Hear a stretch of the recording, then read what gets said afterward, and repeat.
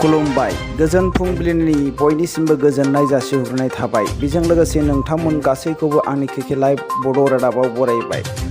दिनै 8 जुन बुधबार बाराय नोंथांमोननि थाखाय दासिमनि मोननैसो गोदान खौरां लानानै फैलायबाय। दासिमबो चेनेलखौ साबस्क्राइब खालामाखैब्ला अन्नानै साबस्क्राइब खालाम। दिनैनि गाहाय रादाबाव दङ। दिनै फुंनि 7 रिंगानिफ्रायनो कक्लाबारि बियाबनि भट थुनायनि हाबाफारिया जागोन। बेयावहाय 4 केन्डिडेट दङ, नाथाय बेयावहाय 2 केन्डिडेटनि गेजेरावसो बादायलायनाया जागोन होननाय जों मिथिनो मोननाय जादों। मिथिनो मोननाय बायदिब्ला शंकर बसुमतारी BPF हान्जानि आरो मन्टु बर' UPPL हान्जानि 2नि गेजेरावहाय गोबांथार बादायलायनाय जागोन होननानै जों मिथिनो मोननाय जादों। आसामनि केबिनेट मन्त्रि उरखावग्रा बिथाङा क'क्राझार जिल्लानि सेरफांगुरि ओनसोलाव जानाय घटना आरो चिरां ओनसोलाव जानाय घटनाखौ लानानै बिथाङा खौरांगिरिफोरनि सिगाङाव बुंदों, जोंनि बिटिआर ओनसोलाव मोनसेबो हाथियार दैग्रा हान्जा गैला, नाथाय दिनैहाय दङब्लाबो फिसा फिसौ दाखाथि पार्टिल' दङ होननानै बिथाङा बुंदों। बिसोरखौ खम समनि गेजेरावनो हमनानै साजा होनाय जागोन, रावखौबो हगारनाय जानाय नङा होननानै बिथाङा खौरांगिरिफोरनि गेजेराव स्रा बुंनायखौ जोङो मिथिनो मोननाय जायो।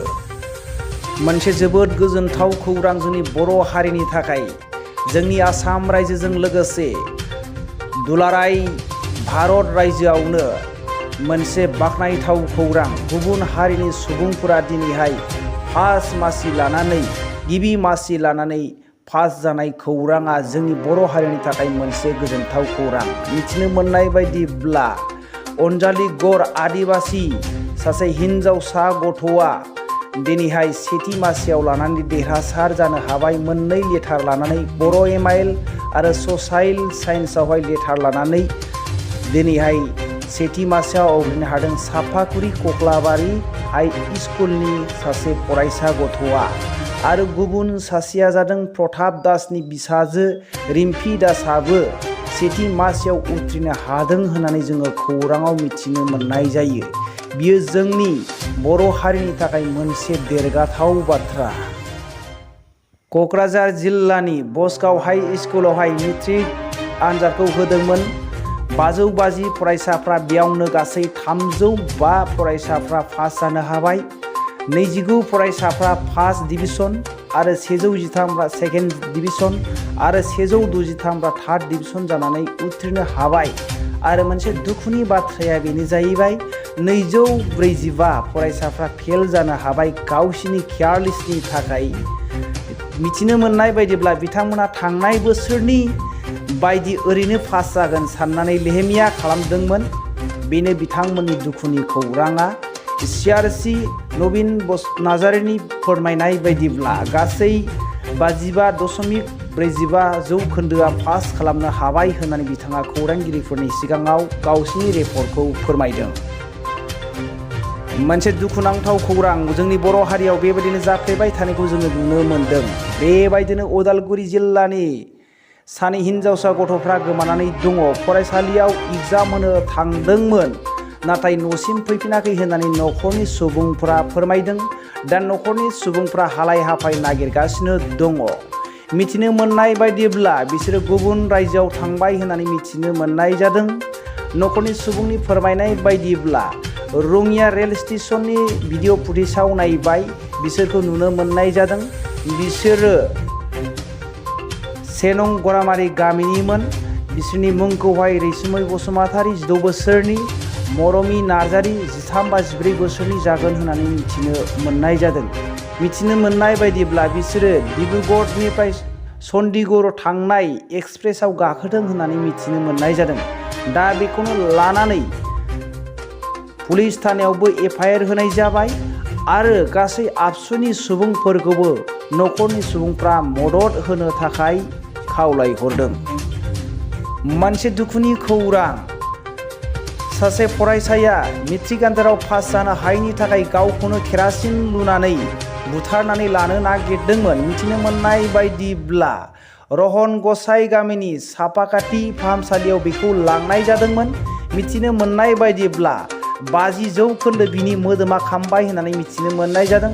दा बेखौ मोजांथार फाहामथाय होनो थाखाय डिब्रुगड़ फाहामसालियावहाय रेफार खालामनाय जाबाय होननानै जोङो मिथिनो मोननाय जादों।